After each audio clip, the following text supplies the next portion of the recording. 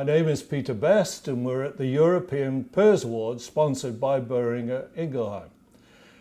With me is somebody who won an award in 2015 in this program, and he's been talking at the meeting about some of the results from the project. He is Dr. Gerhard Valls from Spain, who did his project with CRESA, the Center for Research in Animal Health in Spain. You were looking at sampling techniques on newborn piglets in relation to the diagnosis of PRRS. Why were you doing that? The techniques that we have are not good enough? No, the techniques that we have are good. Sampling, for example, winners or pre-winners is quite good, but we have a problem in order to determine if vertical transmission is occurring or not. So in order to check that, we have to go through the newborn piglets. It's the only way. Otherwise, the virus can come from another part of the farm. Yes. So that's why we wanted to sample this kind of animals. But when doing that, we find problems in terms of quality of sample. Bleeding these animals is difficult. So that's why we wanted to find an alternative method of sampling for these animals. Now, in some older pigs, of course, we can take samples from the ear or whatever it is.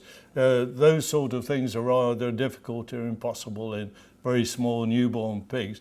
And presumably you also want to look at quite the weak newborn pigs, the most difficult animals to sample. What options did you consider when you did your project? Only options for serum, or looking also at oral fluids, for example? No, oral fluids would be also possible, but we have some experience in quite bigger animals trying to get oral fluids, and it's quite difficult. We have difficulties to make the animal chew a salivate. This is extremely difficult. You have to train the animal. And what we wanted, it was a practical approach of sampling, not something more difficult that we have already. 800-gram animal is completely difficult to sample by blood. Imagine the saliva. So that was why we tried the umbilical cord or just a blood sample from the ear. Could you explain umbilical cord, please, Gerhard? What does that mean for your project? How did you collect that sample? How quickly after birth and so on? Yeah, so it's the most important thing when collecting umbilical cords is go right after the birth. So in the first 5-6 hours after the birth, if possible. Why? Because otherwise the umbilical cord will dry. And in some cases animals lose the umbilical cord, so it's impossible to try to see if this umbilical cord was from this animal or not. So that's the first point we have to take into account. But if you do that quickly, there's no problem at all. We just cut a portion of the umbilical cord and we put in a plastic bag, we seal it and we send it as soon as possible at 4 degrees, 24 hours of transport.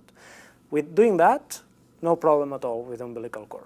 Can the producer or the farm staff do this, not necessarily the veterinary advisor or the technician? Of course, one of the problems on trying to obtain blood is that you have to be well trained. Yes. And that is quite easy for a veterinarian, and there's difficulties here even for a veterinarian, so imagine for a farmer. In the case of the umbilical cord, is just take the animal at the moment when he's born, clamp the cord, you cut it, and that's it. You just have to know what are the animals that are targets. Yes. What would those targets be, please? So the weak-born animals. When an animal is born viremic for PERS, this animal normally is a weak-born animal which have motor difficulties, which has also problems, respiratory problems, which has also maybe neurological problems. And you can see that the animal is not going to be easy for him to survive. So this type of animals are perfect because they have bigger probabilities of being positive. So that's a targeted sampling. It's not random sampling like we can do at pre-weaning animals. How accurate did it prove to be to use umbilical samples in your project, please? In order to determine individual positives, I think it's not an accurate method because the umbilical cords can be contaminated by amniotic liquid. But in terms of determining if the litter is positive, it's a very sensitive method, and we know that a PCR positive against pairs is a PCR positive, so it's 100% specific. So if you want to determine how many animals are positive, that's not the good way of analyzing. But if you want to know how many sows can transmit the virus to the piglets, it's a better approach, easier and more sensitive than blood sampling, for example. And do the results correspond with those of blood sampling when you do a comparison? There's a lack of agreement at individual level, but it's a very high agreement when you compare litters or batch of animals sampled. Yes. So that's what I meant when saying that at individual level, it's quite difficult to see if the animal is really infected or not. We have a lot of umbilical cords that are positive with animals that don't have the virus in sera. Yes. That means that the animal is not infected.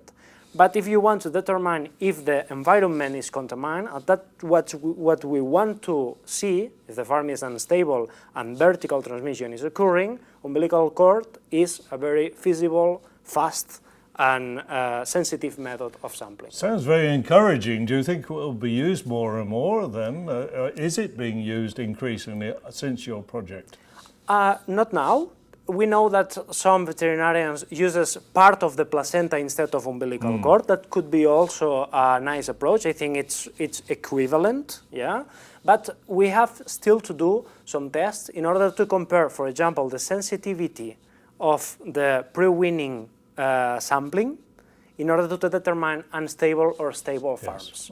So that's the next step. Now we know that the umbilical cords can be positive and at least as much as blood samples. Yes. But now we have to know if it's better to sample animals at weaning or when they are born. That's the next step. But very encouraging. Thank you very much. Dr. Valls, thank you very much indeed for your help. This was Peter Best at the European Pears Awards. Thank you for joining us.